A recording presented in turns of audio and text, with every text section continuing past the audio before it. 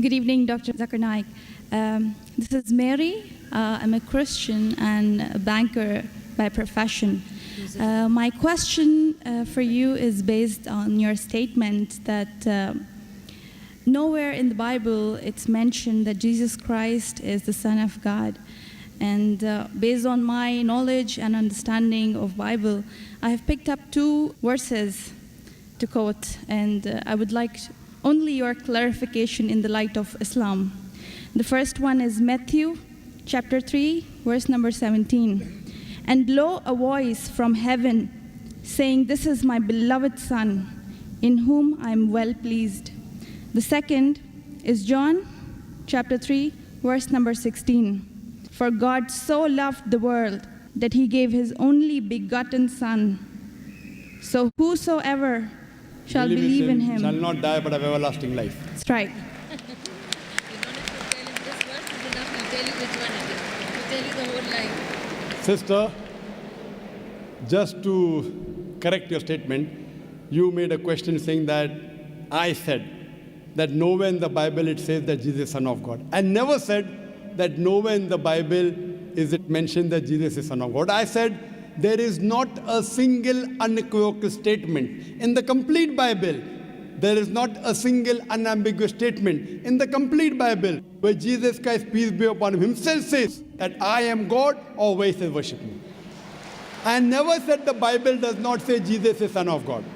What I said, there is not a single unambiguous statement, not a single unequivocal statement in the complete Bible where Jesus Christ, peace be upon him, himself says that I am God, or where he says worship me.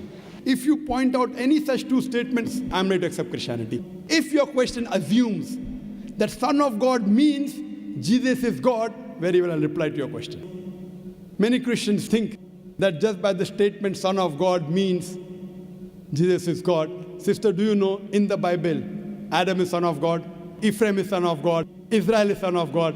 God has got sons by the tons in the Bible. That means you haven't read your Bible, sister.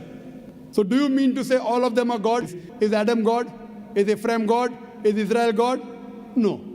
Son of God, sister, is a statement used if you read Romans chapter number 8, verse number 14. All those that are led by the Spirit of God, they are sons of God. Means if you follow the commandment of God, if I follow the commandment of God, I am a son of God. In this way, undoubtedly, Jesus Christ, peace be upon him, verily is the most beloved Son of God. Meaning, he is following the commandment of God. I have got no problem at all. If you say Son of God means persons who follow the commandments of God, like it's mentioned in Romans, all those who are led by the Spirit of God, they are sons of God. If I follow the commandment of God, you follow the commandment of God, we are called children of God. Very innocent statement, no problem. So as far as your Matthew is concerned, 3:17 I've clarified. Now coming to your second quotation of Gospel of John chapter 3 verse number 16. But what the Christian missionaries say, no, Brother Zakir, Jesus Christ, peace be upon him, is not a normal son. He is the begotten Son of God. And they quote Gospel of John, chapter number 3, verse number 16. For God so loved the world that he gave his only begotten Son. Whosoever believeth in him shall not die, but have everlasting life. Sister, simple question. What is the meaning of the word begotten? He has given it. No, what is the meaning of begotten? He has given his Son to the people. No, sister. Begotten doesn't mean he's given his son. You know English, I know English. Your English is, mashallah, very good. Begotten doesn't mean he's given his son. If I say you have begotten a son. Sorry to interrupt. Don't give metaphorical meaning. English I'm not a scholar. You're not a scholar, but your English is very good. I'm a layman person. And but sister, your English is very... If I say you have begotten a son, what does it mean? That means you have had sexual relationship with your husband and you begot a son. Begetting is a function of lower animals of sex. How can I attribute this function to Almighty God? Who did God have sex with? Who? That's the reason the scholars of Christianity, if you read the Revised Standard Edition, Revised Standard Version of the Bible, revised by 32 scholars, Christian scholars of the highest eminence, backed by 50 different corporate denominations, they say this word begotten in Gospel of John, chapter number 3, verse number 16, is an interpolation, is a fabrication, is a concoction, and they're thrown out of the Bible. So if you read the Bible, If you read the Revised Standard Version, it is the bestseller in the world. Revised Standard Version, revised by not Muslims, not Hindus, 32 Christian scholars of the highest eminence, backed by 50 different corporate denominations. They say this word begotten is not present in the original manuscript of Gospel of John chapter 3 verse 16. What they say, it's an interpolation, it's a fabrication, it's a concoction, it's an adulteration. So Jesus is just like a son. Like Adam was son of God, Ephraim was son of God, Israel was son of God. He's a prophet of God. So I've got no problem in accepting that verily Jesus Christ, peace be upon him, was a prophet and a messenger of God, but he was not God. Hope that answers the question, sister.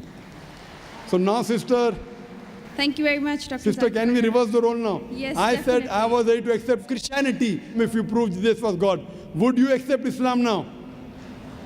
Would you agree that Jesus is the prophet of God? I have still a few more things to clarify. You're most welcome, sister. Why do Muslims refrain from the statement, Son of God? Why? Yes. If I answer the question, will you accept Islam?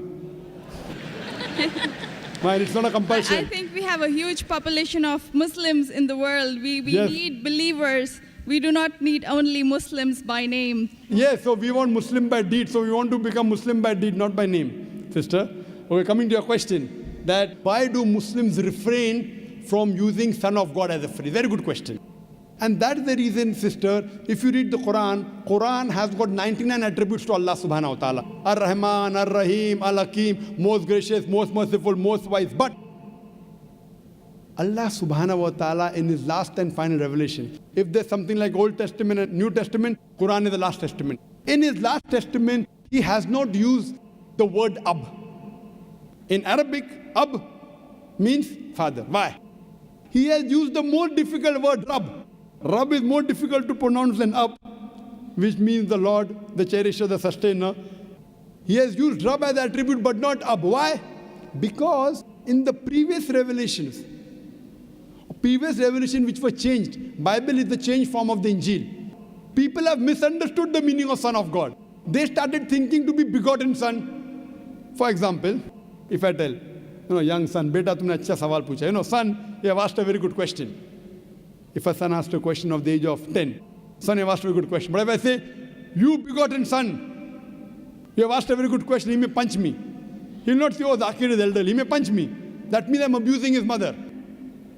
If I say, my begotten son, he'll get angry. I'm insinuating that I had sex with his mother. So son is innocent word, begotten son is not innocent. Same way, the son is a very good word, but people started misunderstanding. So to remove this confusion, that's the reason the Quran does not use the word father as attribute to Almighty God. Otherwise it's a good word. So same way, we refrain from using Son of God because people start thinking that he's God. No Christian ever comes and tells me Adam is son of God, Ephraim is son of God. Why? Bible says Israel is son of God. Why don't you come and tell me? Because they are programmed. No Christian has come and told me that the Bible says Ephraim is son of God. No, why? Because they are programmed to believe that Jesus Christ is Almighty God. He never said he's Almighty God. And I told you earlier, in my earlier answer, he never claimed divinity. That means you're insulting Almighty God. That means you're insulting Jesus Christ, peace be upon him.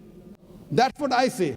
If Christian means a person who follows the teachings of Jesus Christ, peace be upon him, we Muslims are more Christian than the Christians themselves.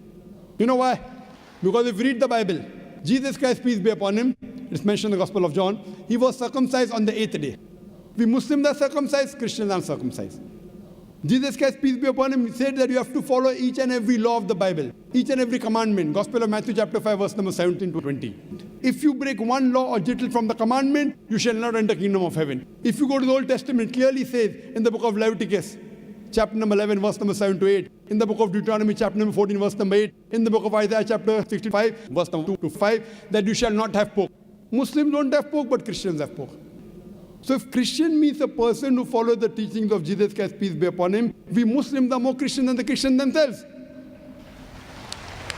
The Bible says in the book of Ephesians chapter number 5 verse number 18 that thou shalt not have wine. It's mentioned in the book of Proverbs chapter number 20 verse number 1.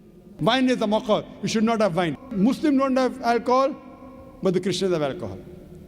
Further, if you analyze, there are various references I can give you. So if Christian means one who follows the teachings of Jesus Christ, peace be upon him, I say that I'm more Christian than the Christian themselves. If you become a Muslim, you are a more better practicing Christian than the so-called namesake Christians. Yes, sister. Can I ask something? Sure, yeah. all right. You're most welcome, sister. I would not like to cross-question or criticize your statement. Sister, I you're have no most right. welcome to cross-question me. You're most welcome to criticize me. I love it. Unless a person doesn't cross-examine. See, suppose I want to prove something. If I say this is the best, I want to check it out whether it's best or not. That's right. Because a logical person, so please, sister, cross-examine me, criticize me, attack me. Once you're convinced, then you accept it. Yes, sister, go ahead. I will definitely not intend to do something like this. The object of questioning more is to know more so that I know what I follow is right. That's all. Thank you very much. Sister can ask any question, no problem. You're most welcome. Whether your intention is very good, but I went to the extent of saying even your intention is bad, no problem. But your intention is very good, sister. So you can ask any questions, and you don't have to accept Islam. No one can force you. Quran says, La ikraha fid deen. There's no compulsion in religion. Truth stands out clear from error. So don't think that if I answer a question, you have to accept. On the day of judgment, only give the evidence that I gave you the answer. Yes, sister. Any questions? Thank you very much. Yes, sister. You said that we Muslims are better Christians than the actual Christians. So The complete statement I made, if Christian means a person who follows the teachings of Jesus Christ, peace be upon him, we Muslims are more Christian than the Christian themselves. Yes, sister, your question. But this is not a layman statement. Not I layman statement. do not have a specialized knowledge of Islam and as well as Christianity. Fine, you can ask the doctors of divinity whether I'm saying is right or wrong. Yes, sister. Thank you very much, Dr. Naik. So what is the question that? That was my question, that why did you mention that we Muslims are better Christians than the actual Christians? When I said that, why did I say I that? think this is beyond my thinking, that That's why right. would a Muslim call himself a Christian? No, correct. Why? Because we love Jesus Christ, peace be upon him. We love him more than you. We love him, we respect him, we revere him, but we don't worship him. The reason I said this because I love Jesus Christ, peace be upon him. I respect him, I revere him, but I don't worship him. Because he never told me to worship him. If he would have told me to worship him, I would have worshipped him. So that's the reason I say, if Christian means a person who follows the teachings of Jesus Christ, peace be upon him, I'm more Christian than the Christian themselves. Because I love Jesus Christ, peace be upon him. I respect him, I revere him, but I don't worship him. So hope that answers the question, sister. Thank you very much.